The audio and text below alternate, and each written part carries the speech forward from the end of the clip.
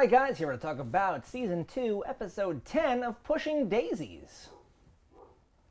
So... Where should we begin? At the beginning? Sure. Young Ned brings a hunter back to life and is framed for his murder.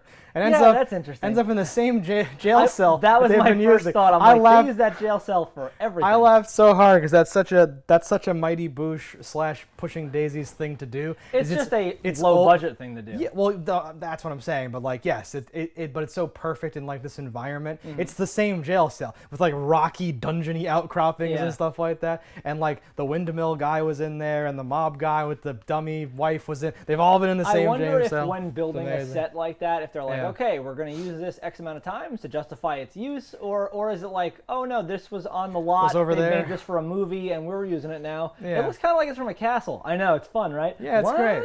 Well, but that, I like that attitude of like, it's kind of fun to do this dumb thing. I would support it, especially in this outlandish universe we have created by the Pie Man. And I like him being like, the narrator being like, he thought solving this murder would bring back his father, or something like. Oh my god, they keep like retconning so much baggage into like what Ned does, because then he spent like over a decade not solving murders, and then met Emerson and fell right back into solving murders. Like, that's crazy to me. There's a part with the narrator later on, and I forget what he says, but he says something like, "Oh snap," or like he says something out of character. What does he say? So Olive joins the Magnus crew, which we'll get to in a second. She pulls out the DNA, and she's got that. Emerson's got the thing up there, and like the narrator and everyone's talking, and the narrator goes, "Oh hell no!" Yeah, that's it. And then Emerson's like, "Oh, like hell no!" So he says it the same way. It was so brilliant. No, that was good. There's like music playing, I think, usually in the background, some like little music for like throughout the show. But if we get like a clean sample of that old British guy being like, "Oh hell no," or something like that. It's so gold. Is it even no or is it nah? Something. Oh hell no. Because it was something where I was like, oh, he's clearly reading an Emerson line in his but like stuffy British. Like Adult Swim had some old guy, but they would just give lines like that. Yeah. He'd be like, "Meet Wad, get the money." Like he would just like he wouldn't know how to say it and all that stuff. It was so good. So shades of that. I love when the narrator like pokes in. They've done it like a few times. But like the characters talk to each other, and then the narrator says like, "But that was not the thing." Or like, the narrator's great. Yeah, and British people are great in general. He's such an awesome component of the show, and his name's on the Amazon like thing, but I don't have a. I was on a tour once, know who he is. And I had a British tour guide, and he's like doing his normal thing, and there's a couple of idiots that are like, like super white, speaking in Ebonics in like the front row, and he's like questioning them about like this idiocy, because he's like, I invented the language, let me talk to you, and they're trying to explain to him like shizzle or something, and they're like, oh, you just take the first word and then it's just an izzle or shizzle, blah blah, and he goes, let me see if I understand, and he goes, fizzle yizzle. Perfect. And I died. Oh yes. No, the British makes everything better. There's people that have whole careers on the internet just because they're British. They're saying normal things, just British though. That's wonderful. True. That's British great. people, Australian people, leg up on the rest of the world. Yeah. All right, I'm jealous of them. My stupid voice is just As a you normal should voice. be. Yeah. They hate you. Well, I mean, with good reason. I don't think there's any country that's like, damn, those Americans. I love that shit. I wish I could talk like them or something. And if they do, they're talking about like cowboys from like 70s. Yeah. We have like the southern accent that's awesome. People can meme on like the Fargo, like Minnesota, or like Ohio, Illinois accent, whatever. There's the California, there's all these awesome accents. None of them are ours. No. We don't even sound like people from the tri-state area or whatever. No. We just sound like normal idiots. Yeah, I do like that when you're out of state and people are like, where are you from? Yeah, I'm like, what? I don't even know. I sound like the guy who like reads the news. What do you mean? I sound like nothing. It's so boring or whatever. You're mayonnaise. That's like privilege. Yeah. No, I sound like mayonnaise being spread onto a sandwich. Horrible. On a Wonder Bread with white sandwich. bread, like with white untoasted bread. Back to the episode here. So, a lot happens in this episode. It's like we lot go of to some little places. details. Yes. They're like, interesting. What? Like you mentioned already, not Swedish. What are they? Well, the Swedes come into play because those Swedes are getting us or whatever. So we have the Make 7 Up Yours guy, Orlando Jones. I think he's horrible in this. Well, he's not being him in this. No. I actually really like him. He's great in like a lot of things, like the replacements. He's a cool fantastic. dude. Yes. Evolution, super good. Perfect. Yes. Not so much. No, they're making him do this accent that he can't do, and I think that they almost none of them. And I didn't look up the girl that was in that Swedish group. She's like in a lot of things. Yeah, she's like an actiony person. I don't know her. Didn't look her up though, because. Yeah. Why would I? No, Sheila's like playing that role, like the dodgeball or like the Zoolander. There's always like a rough European chick doing a thing or something, and her and Olive have like a weird thing going on, whatever. Yeah. The only guy that was like his like look plus his accent was the weird guy, and he was like cranking it up to like 11 though. Where he was like, this is her. But he's also like a redhead, where I'm like, you picture him being like a blonde guy. Like, I don't know. That's just my stereotype of what the Nordics look like. Let's just say that I could identify with that character. No idea.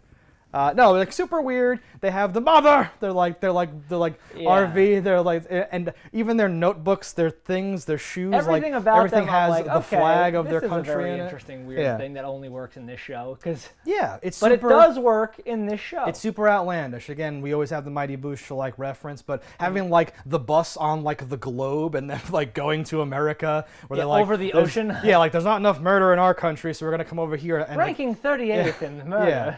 And like everything has the flag, and they're leaning hardcore into it, and their strategy. They're dressed like they're an Olympic team. Yes, like a bobsled team, and they have like the opposite approach to Emerson, where they don't even like shut up. I'm running tests, and Emerson's whole thing is like, you're a mime, talk or whatever, and he has a whole like different attitude of just smashing through. Yeah. But they have a rivalry, a rivalry with him this whole time that we've never known about. Sure. Where he's been the one being like the famous detective from that region, and they are the ones like nipping at his heels and whatever. Well, they don't have what he has. I know. The ability to ask somebody who killed them. Yes. But also, and I guess this is because he has that, people are going to him first. He must so be like it's not the like big they're guy. they're competing on the same cases. They're not getting asked. Exactly, and he's like, but they're being like overshadowed by him. Yeah, so yeah. But motivating them at a to certain go. point, that had like, I guess they could have came since he was established. Yeah, I don't know what the whole thing is. It's hard to say.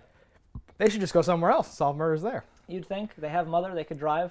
Exactly. Mother's pretty badass. I enjoy a good RV. Like a nice crime van. Yeah, I don't know what RV. that bubbling cauldron thing could possibly be. They're making moonshine. I don't know. It was amazingly outlandishly dumb. Yeah. They have like the pool chlorine test kits everywhere. There's all this like dumb stuff, and like you're saying, like the whole big thing with the loops that drips That's into just the running thing. constantly. Yeah, like that's great. It's like super dumb. It's super great. Olive falls in with them though. Yeah, and I'm like, how did that even happen? And why'd they give her a suit? Like. Because her DNA test showed that she was Norwegian. That's so dumb. But that it's can't amazing. be their basis for allowing you in. Orlando Jones can't be 100% Swedish. Well, I don't know how that works, how many years you have to live there, but there's people who look like him in like Europe or something. Yeah, but There's I don't think you would historical pass DNA tests. I don't know how the DNA thing works. Like, that or seems like a whatever, really yes. ridiculous way to establish who you are. I think they were like, she wants to join, but we trust her because it turns out she's actually Did you Norwegian. notice that like the DNA makes the flag? Yes. And I was like, oh, that's just fun enough to be And stupid. actually had like the missing pieces that would go together. Yeah. Like a lock and a key to form a dumb thing. Super dumb in like the best way. When I say dumb, Yeah, I mean yeah. like, oh, it's delicious or whatever. Because think about how much effort it took to make those little stupid things Yeah. happen. That's my favorite, is things that are just like throwaway, where you might not even have noticed this thing that somebody spent hours making. Yeah. And this show in particular has so much of that. Yeah, and they're often physical things. Yeah. Where someone is holding, there's a thing in the scene. Exactly. Here's my hugging robot. Whatever the hell. Dumb stuff like that, amazing stuff. Yeah, props department on this show working overtime. Would you say that you want to give them some props? I'd give them some props. But they already have props. They've got plenty They of have a whole props. department. Mother ends up going off a cliff, though. I don't want to say that this didn't work for me, but it was super dumb in like a bad way. Well, I'll say it didn't work for me. Yeah. Because I'm like, he seemed to be surprised by the cliff he was trying to take the thing onto. Dead end! I'm like, how did that happen? And then like they're on a branch, which is dumb in like a good way maybe. But I'm like, how did you end up on the branch? What's happening? They jumped out of the door, I would assume just as too, it got but off that's the like, cliff, what the but hell? That's Yeah. weird. And I'm not gonna be like, that wouldn't work like that. You could never survive and grab the branch, but whatever, it's fine. I could. Yeah, and they get saved by, it turns out, Ned's dad. The more unrealistic thing would be that Ned could support Olive's body weight while hanging. Ned, his- not a physical man, by any stretch of the He has imagination. strong pie-making hands. Do you know, just picture, so Olive's a light lady, so like Yeah. even if we estimate low and say she weighs 80 pounds, Sure. which honestly could be close because she's very small. Sure. 80 pounds grabbing your torso while you're holding with your hands onto an odd object that you're not used to holding, Yeah. that's a lot. No, and like, Ned's like a tall man, like you're saying. Yeah. So he probably weighs whatever he weighs. So he's already holding that much up. Yeah, most people have a difficulty holding their own body weight for 30 seconds. I was going to say, I can't hold my own body weight. But I have extra weight. Not as much as an olive would be, though. But extra. But what I'm saying there is just that. Like in movies when they do those type of things where like, here, jump on my back, and someone does like the fucking monkey bars. Oh, yeah. I'm like, no one has a problem with this because no one's ever tried this. This is very difficult. I remember being a kid and watching a movie like that and saying something like, why don't they simply do this? And my dad being like, could you do that? We couldn't even hold up our, like, he's like, I couldn't even just hold on, let alone like start moving the hands. And I'm like, I don't know. But I never tried to do anything like that. I've tried. I know you have. My best attempt was in high school where I had someone on my back that weighed like maybe 120 pounds. Yeah. Like the lightest girl I knew, and I made it like halfway across the monkey bars, and I was like sweating, like dying. I was like, this is hard. And eventually just like sweat lost my grip. Like, no, my dad was like, that's like doing a pull-up for the entire time, and I was like, what's a pull-up? We had a whole awkward conversation about it. No, I totally. Mm-hmm. But they get saved magically by a third person who lifts them both up with one hand. Yeah, so you knew, like, I knew right away that was not Chuck's dad. Okay. Because I'm like, well, I can see enough of the face that's like, because they weren't trying to hide anything. He was wearing a face mask. Yes. But you could see exposed eye, mouth, like you could see his face. I love that. I forgot the guy's name now. His dad? Yeah, not Harry Hamlin. It's Warren Beatty. It is not Warren Beatty. That's not Warren Beatty. It's not Warren Beatty. It's like the I'm burnt to a crisp chip guy. What the hell is his name? Oh, he does commercials. Yeah. Well, it escapes me at the moment, but as we are committed to doing show prep. Perfect. Yeah. No, yeah, you see him there. Like, they were toying with that thread earlier. It might have been the same guy. I don't know, the same actor. But they showed a guy. I don't think it was. It's a different actor. I don't think it was the same guy. But they showed a guy in the pie hole with a hat on, and they were like, perhaps Ned's father knew the answer. And then they just abandoned it for 10 episodes. Now it's back. But I love that he's back around the end of the season, which is the series end. So you're like, okay, we might actually get some wrap-up stuff. Like, this could be good. Yeah. Or they're just going to pile on the questions and then abandon it. That's what I picture. It's just more and more questions accumulate into this giant snowball that just disappears.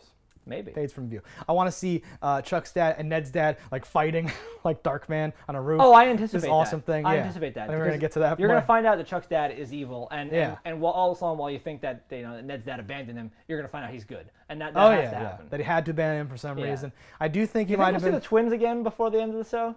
It depends on if... No, because they didn't know that they were ending. If they knew that they were ending, they would have pulled out all the stops and showed everybody. They were probably like, we'll do that later. That'll be awesome. But a lot of this episode revolves around the missing Chuck's dad thing. Yeah. And Chuck being like, he's like a guardian angel. He's out there looking out for us. And Ned's like, oh, I guess so. It turns out to be Ned's dad the whole time, which is great. I do love, and I didn't pick up on it, he stole Ned's car. I just thought he was in a car. I didn't realize that was Ned's car. Yeah. I'm like, oh, what a bastard. He stole his car. And he says that, like, Chuck's like, he left me again, and it's like, he stole my car! Like, he's so into that or whatever. Yeah. They have some nice, like, not nice, but like some sort of bonding where she's like, well, the first time he left, he had no choice, but this time he like chose to leave. I understand how hard this has been for you, Ned, or whatever, that whole thing. And I'm like, damn, like all those little things that they do. So that's fine. It's good to have bonding. Bonding over stuff. My favorite line of the episode was when Olive's like, pig spit, and he goes, no, I know you did it, and he goes, no, it's pig spit. That was Pigby's. Yeah, that was Pigby's spit. I did this on purpose. So she's been like undercover the whole time or whatever. She's a double agent. Double agent. So, whenever that kind of stuff happens, it's always a thing. I don't know. Well, because in this particular instance, there was no reason to not let them know you were doing that. Yeah. Like, it wasn't like, well, they'd see it in your eyes. Yeah. What? People usually play that. I had to make sure it was an honest reaction. Yeah. Or it's like that's like if you're faking your own death or something. Yeah. This is like, I'm like, you were just betraying them. What do you mean? Or like Matthew McConaughey is like, I don't give a fuck. I just lied to you, because who cares, right? It's one of those moments where there's like a badass who's like, you were gonna be fine. And it's like, what? No, you should have told me your plans. Like, couldn't have risked you ruining it. Blah blah blah blah. And you're like, damn. And I get. But here, like, no, she should have told somebody. No, this didn't feel like one of those moments. And this overall has more of the whole Olive wants to be a part of everything. Yeah. She wants to know the truth. She wants information. Do you think by the end of the show they're going to tell her? Just tell her. I hate things like this. I kind of think that if, assuming they didn't know they were being canceled, you're going to get the last episode is them telling Olive, and it's going to be on some big cliffhanger, and then we'll just never. That would be perfect. That's probably going to happen. That would be perfectly annoying for me. It's certainly possible. So it's totally racked up. It's chambered, and it's on its way to blow my brains out. Yeah. I can't wait. So what else happened in this episode? They beat out the and Olive. What did Olive keep calling them? Like Norwegians or something? Yeah, instead of Norwegians. You're like, oh, my fellow Norwegian, and all that stuff. Yeah. That wasn't even it. It was something worse than that. Okay, sure, I can't remember what it was though. Something horrible. And I'm like, yeah. All right. Well, the case itself, so it like hits close to home once again. Yes. Is Dwight and the death of Dwight. There's some good stuff where he's like, well, my DNA is there, but that makes sense, but yours isn't, and they're going back and forth because now that they know that someone's like investigating for real instead of just asking the dead guy, right? They're like, oh shit, this is gonna look really bad. No, and the dad really he covered the tracks pretty nicely. I know. Like putting him in there with a big gulp, I thought was a nice touch. Yeah, so he stages Dwight's death in that same hotel or like and whatever. And they did kill him, but they didn't actually touch him aside from putting him into the hole. And no, I think like ethically they're And I guess clean, they didn't actually put him in the hole. They put him into the casket, so he wasn't even dirty. So that's all good too. Yeah. So he like, and it's been such a short period. It all came together pretty nicely for them. Yeah, it's been such a short period of time, but that was a great moment of like both coffins are empty, and then he's like, that's one extra coffin that should be empty or something like, oh no, or whatever. Like yes, fuck, like those moments are cool. That's a nice touch. I think the Norwegians are leaving now, right? That's not gonna be an ongoing thing. Yeah, which is nice, little goofy. Season 8 would have had a callback to them, but coming back, no, joining up. Perhaps they have a internal struggle, and one of them comes to Emerson. Who's gonna make 7 up yours? Dude, fuck you. Yeah. That's basically it. We end up, like we said, with like the Ned's dad thing. I think I just forgot, but they did tell us that Ned's dad was the third horseman in that picture, right? Yeah, they told us that. Okay, I was gonna say, because I'm like, that's weird that their dads are all like related too and all that stuff. The guy that plays so his many dad layers. was in a movie. Oh, I think we have it somewhere. Well, if we could find a movie around here. It's like the gay sword of Zorro or something. Oh yeah. Where is that one? No, that was something Hamilton. Yeah, that's his name. Roger Hamilton? Something. Michael Hamilton? Because I went Victor to Hamilton? Harry Hamlin, and it's something like that. Please wait while we find this movie. I do think it's like right here. I'll check my notes here. Because it was in my... This is going to be a cut this out of the episode part. Because I have one more thing. We're talking about Vivian. I know it was in my personal movies, and I put those all over here, I thought. The Gay Blade of Zorro? Yeah, I bought it at a thrift shop. Zorro and the Gay Blade. What the fuck is this?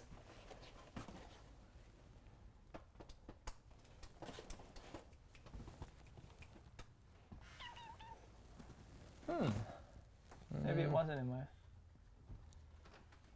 I remember it. I remember seeing it. Here it is. Bazinga! So we're back. It's Zorro, the Gay Blade. Starring who? George Hamilton, a.k.a. Ned's dad. Are we sure? Yeah. Definitely sure. Back. Oh, yes. Yeah, that's his dad. It's not him. It's a remarkable facsimile. Yep. The last thing I had was Aunt Viv. All right. The other Aunt Viv. The Vivian who's on this show. Sure. We actually got some great stuff with her. Her performances. Yeah. She's just sort of been singing occasionally and reminding me of Little Shop of Horrors. That's been the basic function of her on the show. Yeah. But here, she's like, I'm sick of being a pushover. I want you to tell me. And doing some interesting stuff. And then once she found out that Dwight was bad, she had some nice turn to her thing. No, yeah, she's an actress. Yeah. Olive snapped in front of her and gave her the will to push. Yeah, exactly. I was like, Olive, what the hell? But her and Lily kind of comes clean, explains. Because from her perspective, he just never showed up at the cemetery. But he had this watch that we buried, with our daughter type thing. So he's a bad guy. And she's like, well, I guess you're happy to be right. And she's like, no, I didn't want to be right. And Swoozie Kurtz, what's her name? Awesome sort of thing there or whatever. I was like, this is good time. Yeah. You are acting on this show.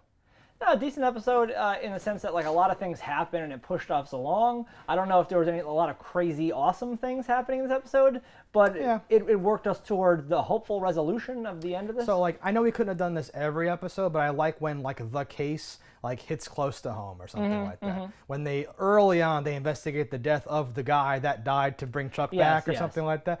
There's those interesting things where so we had that again. Well, and it helps me and maybe you from a realism standpoint, like a correctness standpoint, where it's they can't just murder people, but if they like investigate, their own murder, then they're like, oh well, Yeah. turns out it was that other guy, and you're just gonna like walk away or whatever. So Yeah. that helps the whole thing. But obviously you have to work in other outside cases along the way, so every episode can't be that. But I always prefer those when it's a case that like touches them directly. Well, because it directly affects our characters Exactly. and improves and pushes them along. Yeah. And this did that. Because not every case does that character development. So because when the case is directly involving them, it has to. Yes. So everything is covered for me. For me, in, like, the episode. I look for just the funny one-liners and the ridiculousness that certain episodes are just rich with. Right. That like carry enough over that can go through these episodes that don't have as many. It's Right, there weren't a crazy amount of one-liners in this episode. No. And some episodes you're like, each person dropped like 10. There wasn't like, Sister Christian, get back here. We motoring, and he runs Yeah. away. You're like, oh my god, pause the video. I'm laughing too much. Yeah, there wasn't those crazy. Besides, like, oh hell no. But sometimes they're pretty subtle, so you Yeah. could have missed them. Who's to say? True. Yeah. So, But that's it. All right, guys, so that's this episode of Pushing Daisies. Let us know in the comments what you thought about it. Don't die in a fire, and we'll see you next time. Hello, internets. I just love watching JustDaggers. If you've enjoyed this video as much as I have, click that subscribe button.